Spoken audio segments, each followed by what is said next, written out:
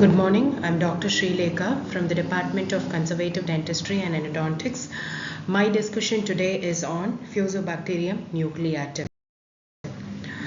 Persistent endodontic infections are polymicrobial in nature and different taxa have been identified, which shows a substantial inter-individual variability. Microbial keystone species are highly connected taxa that exerts a relevant influence on structure and functioning of microbiome regardless of their abundance over space and time. These microorganisms play a vital role in the community pathogenicity, and their removal can cause a dramatic shift, for the instance by disrupting the microbiome performance and changing the virulence of the biofilm. In periodontitis, Porphyra monas gingivalis is considered to be a keystone taxa by causing tissue disintegration and release of nutrient-rich exudates, leading to dysbiosis and favoring the further growth of pathobionts. To date, there is no information in the literature about the presence of keystone species in post-treatment endodontic infection. Recent studies have identified that Fusobacterium nucleatum is a keystone taxa candidate in the secondary root canal infection.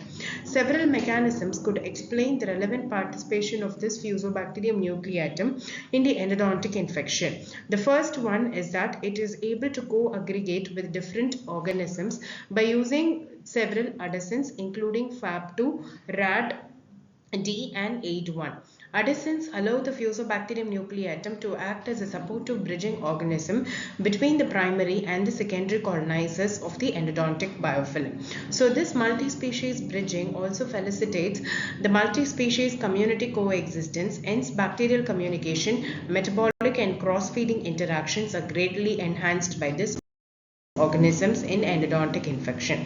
This identification that the Fusobacterium nucleatum is a keystone species, recently it was published in the journal International Endodontic Journal 2024, where they identified this organism as a keystone taxa in endodontic infection. In the presence of early colonizers like Streptococci, Fusobacterium nucleatum would therefore favor the availability of amino acids, promoting the production of polyamides like butyrate that stimulates the outgrowth of P. gingivalis to disrupt the host homeostasis and induce host damage. Finally, a variety of host responses are also triggered by this Fusobacterium nucleatum.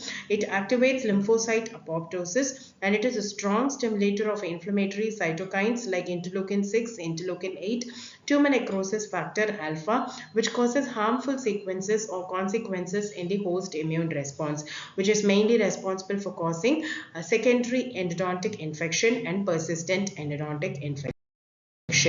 Thank you.